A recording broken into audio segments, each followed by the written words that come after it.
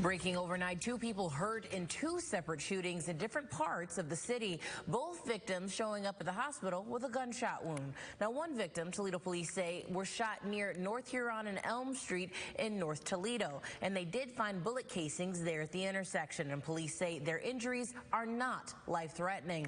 The other victim told police they were shot in the parking lot of a gas station on the corner of Monroe and North Detroit Avenue in central Toledo. Police say they also found several bullet casings at the scene as well as 2 gas pumps were hit by gunfire. No arrests have been made in either shooting. If you have any information about these incidents, call Crime Stoppers, the number there on your screen, 419-255-1111. A Michigan woman is now behind bars after leading police on what we just saw was a high-speed chase. Officials say a young boy was actually in the car during the time of the chase, and he is now safe. But this all started on State Route 2 and ended up at the Fremont Holiday Inn parking lot. The Ottawa County Sheriff's Office says a woman spent much of the chase at a high rate of speed, driving in the wrong direction. She even drove the wrong direction on an overpass. Now, she does face multiple charges now after being caught and is due in court tomorrow morning. A man accused of firing a gun at police officers is behind bars this morning. 26-year-old Elijah Kiefer of Astoria is facing several felony charges, including shooting a firearm in the city, possession of a weapon under disability, and possession of a stolen firearm. Police responded to a call of a suspicious person trying to break into a car early Wednesday morning before chasing Kiefer, which is when he allegedly shot at police. And I'm TaTiana Cash. Thanks so much for joining us tonight. Now, it was a pretty nice weekend, honestly. Lots of sun. However, I'm hearing it's not going to be that way. Our meteorologist John Birchfield now telling us rain? What a game, right? Welcome into WTO 11 News at 6-ish, you know. I'm TaTiana Cash. Thanks so much for joining us. Now, it was good to see the sun again. I was actually able to do some gardening myself, but it is feeling a little bit cooler. Let's bring in meteorologist John Birchfield. John, what's going on over there? Welcome in. The time now 8:25. We need to get a look at your top stories. We are tracking breaking news where police are investigating a violent assault outside of an East Toledo bar early this morning. This happened around 1 a.m. at Bottom Line Bar. This is near Star and 280, where Toledo police say medics had to rush a victim to the hospital with serious injuries. Officers later arrested a suspect at a different location, and investigators spent hours at the scene collecting evidence and interviewing witnesses. Police at this time have not said what led to the assault. And new developments in a shooting at a Toledo school where police have a suspect in custody.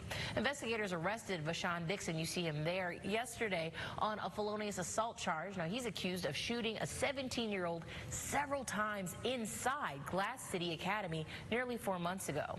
A warrant for Dixon's arrest states that investigators used surveillance footage and witness statements to identify him.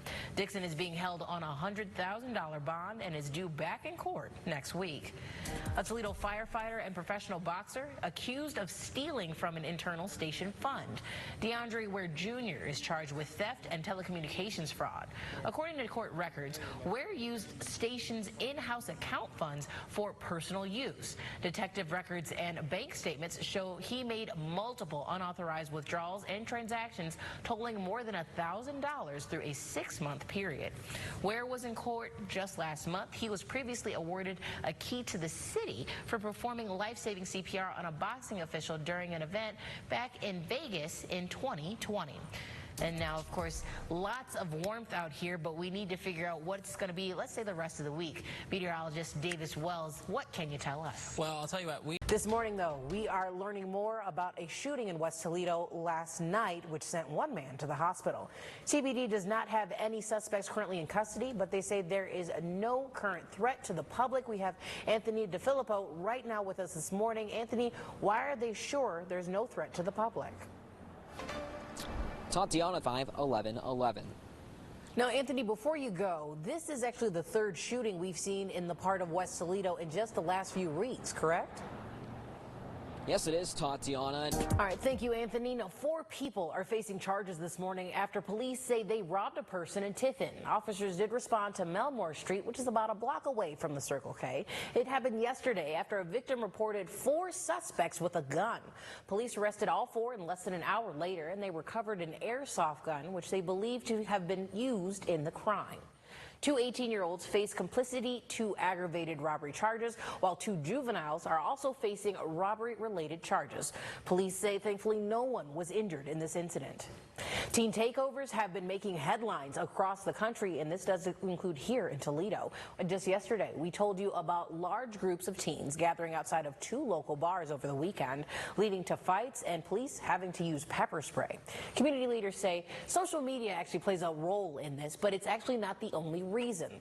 The CEO of Big Brothers Big Sisters of Northwest Ohio says summer break tends to leave teens with a little bit too much free time and less structured activities, and it's why the nonprofit is actually launching a 7-week program. It's going to start next week, and they're focused on leadership, social skills, and healthy ways to handle challenges.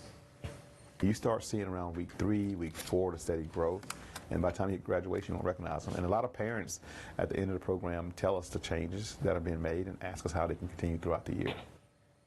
But some people are saying this is not enough. They want Toledo City Council to approve an ordinance allowing police to issue citations to parents whose children violate curfew. Councilwoman Teresa Morris is saying she's all for it, but community programs as well as mental health services, she says, need to remain important for steering our youth away from trouble. Toledo Police Chief Mike Trenley is saying officers are going to have to increase patrols as well as curfew sweeps this summer. So curfew affects everyone under the age of 18. Take a look here at your screen and you can see children younger than 11 must be home between 10 and 5 a.m. Kids who are 11 to 15 cannot be out between 11 and 5 a.m. And those 16 and 17-year-olds have to be home by midnight. Any minor who is out past curfew must be with an adult. Now, after months of debate, we are now learning what could be next for the Shady Grove Golf Course in Findlay. A developer is proposing to take the area and build more than 400 apartment units over the next 6 years. City council members voted to annex the property from Marion Township into Findlay and then rezone it for a multi-use family housing unit just last night. While the vote moves the project forward, not all council members are actually in favor of it. Some are agreeing with residents over traffic concerns. Findlay Mayor Christina Murin says that the city council still needs to approve a final site plan.